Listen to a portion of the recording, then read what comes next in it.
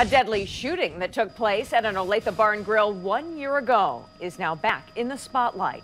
That February 2017 shooting killed Srinivas Kuchibhotla and hurt 2 other men. Now it's at the center of a new documentary that'll make its debut tonight.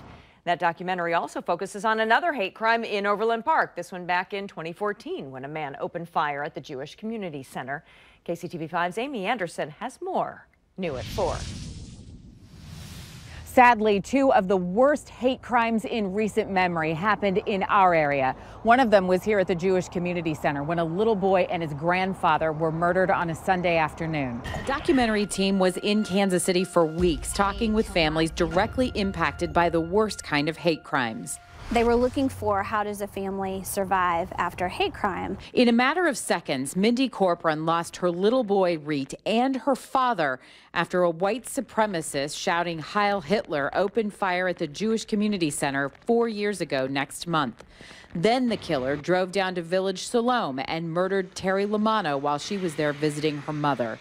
For the first time, Corcoran is allowing Reet's brother Lucas, who was 12 at the time of the shooting, to talk about how the horrific violence has affected him. And to see the growth that he's had, not only physically, but mentally and emotionally, and it has taken a toll. Corcoran and her family share a kind of pain that only people who have been there can relate to. Unfortunately, another Metro family can relate. The documentary also focuses on the shooting at Austin's Bar and Grill when 32-year-old Srinivas Kuchibhotla and 2 other men were gunned down while watching a basketball game.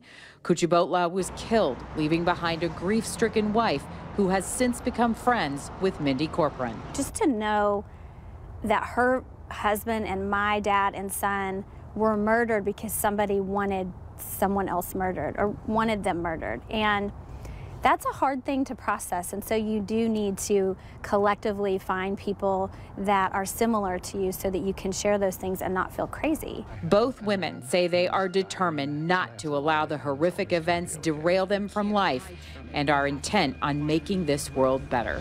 That documentary airs tonight on A&E. In Overland Park, Kansas, Amy Anderson, KCTV5 News.